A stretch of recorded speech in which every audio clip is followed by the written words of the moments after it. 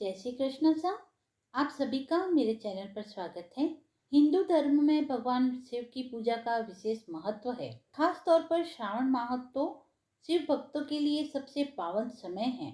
इस महीने में शिवलिंग पर जल चढ़ाने और सोमवार व्रत रखने से विशेष पुण्य प्राप्त होता है। मान्यता है कि सावन में शिवलिंग पर जल अर्पित करने से भगवान शिव भक्तों की सभी मनोकामनाएं पूर्ण करते हैं और जीवन से कष्टों का नाश करते हैं। लेकिन बहुत से लोग बिना सही जानकारी के पूजा करते हैं, जिससे उन्हें पूर्ण फल प्राप्त नहीं होता। ऐसे में आज हम आपको बताएंगे कि शिवलिंग पर जल चढ़ाने का सही तरीका क्या है और किन चीजों को शिवलिंग पर चढ़ाना वर्जित माना गया है। आइए जानते हैं शिवलिंग पर जल चढ़ाने का सही तरीका। भगवान शिव को जल अर्पित करना बहुत ही पवित्र कर्म माना गया है, लेकिन इसके कुछ नियम हैं जिनका पालन करना आवश्यक है। शिवलिंग पर जल चढ़ाते समय एक बात हमेशा याद रखनी चाहिए कि जल की धारा कभी भी रुकनी नहीं चाहिए, यानी जल हमेशा एक सीध और पतली धार में शिवलिंग पर गिरता रहना चाहिए। अगर धार बीच में टूट जाती है फिर जल नहीं चढ़ाना चाहिए, क्योंकि रुक रुक कर चढ़ाया गया जल भगवान शिव स्वीकार नहीं करते। इसके अलावा जल चढ़ाने के लिए गंगा जल, साफ पानी या गाय के दूध का इस्तेमाल करना सर्वश्रेष्ठ माना गया है।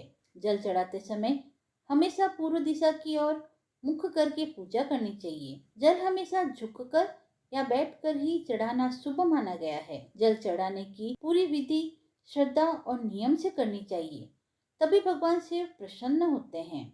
आइए अब जानते हैं शिवलिंग पर क्या क्या चढ़ाना चाहिए। सिर्फ जल ही नहीं बल्कि कुछ विशेष चीजें भी भगवान शिव को प्रिय है, जैसे बेलपत्र। शिवलिंग पर बेलपत्र जरूर चढ़ाएं। इसके अलावा धतूरा, आक के फूल, समी के पत्ते भी शिवलिंग पर अर्पित करना शुभ होता है। यह सभी वस्तुएं भगवान शिव को प्रसन्न करने वाली मानी गई हैं। कहते हैं इन चीजों को अर्पित करने से व्यक्ति के जीवन से दोष और बाधाएं दूर होती है और जीवन में सुख शांति आती है। अब जानते हैं शिवलिंग पर किन चीजों को नहीं चढ़ाना चाहिए। जिस तरह कुछ चीजें शिवलिंग पर चढ़ाना शुभ होता है, उसी प्रकार कुछ चीजें शिवलिंग पर चढ़ाना अशुभ अर्थात वर्जित होता है। शिवलिंग पर तुलसी के पत्ते गलती से भी नहीं चढ़ाने चाहिए, क्योंकि तुलसी का संबंध भगवान विष्णु से होता है, जबकि शिवलिंग पर तुलसी वर्जित है। इसी तरह सिंदूर भी शिवलिंग पर नहीं चढ़ाना चाहिए। नारियल का जल, शंख और केतकी के फूल भी शिव पूजा में वर्जित माने गए हैं। मान्यता है कि केतकी के फूल को भगवान शिव ने श्राप दिया था, इसलिए इसे कभी भी शिवलिंग पर अर्पित नहीं करना चाहिए। काफी बार हमें यह भी संशय होता है कि शिवजी पर पहले जल अर्पित करना चाहिए या बेलपत्र चढ़ाना चाहिए। तो शिवजी पर सबसे पहले जल अर्पित करना चाहिए, उसके बाद बेलपत्र चढ़ाना चाहिए। ऐसा करने से शिवजी प्रसन्न होते हैं। आप शिवलिंग पर 3, 5, 7, 9 या 11 आदि की संख्या में बेलपत्र चढ़ा सकते हैं।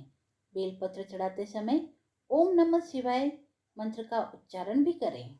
बेलपत्र चढ़ाते समय इस बात का ध्यान रखें कि बेलपत्र खराब, खंडित या छिद्र युक्त न हो। आइए अब जानते हैं शिवलिंग पर क्या चढ़ाने से किस फल की प्राप्ति होती है।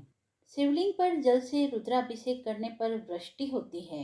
कुशा जल से अभिषेक करने पर रोग व दुख से छुटकारा मिलता है। दही से शिवलिंग का अभिषेक करने पर पशु, भवन तथा वाहन की प्राप्ति होती है। शिवलिंग पर गन्ने के रस से अभिषेक करने पर लक्ष्मी की प्राप्ति होती है। मधुयुक्त जल से शिवलिंग का अभिषेक करने पर धन वृद्धि होती है। तीर्थ जल से अभिषेक करने पर मोक्ष की प्राप्ति होती है। इत्र मिले जल से अभिषेक करने पर रोग नष्ट हो जाते हैं। दूध से शिवलिंग का अभिषेक करने पर पुत्र की प्राप्ति होती है व प्रमेह रोग की शांति व मनोकामनाएं पूर्ण होती है। गंगा जल से शिवलिंग का अभिषेक करने से ज्वर ठीक हो जाता है।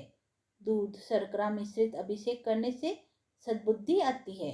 घी से शिवलिंग का अभिषेक करने पर वंश का विस्तार होता है। सरसों के तेल से शिवलिंग का अभिषेक करने से रोग तथा शत्रुओं का नाश होता है। शुद्ध शहद से रुद्राभिषेक करने पर पाप का क्षय होता है।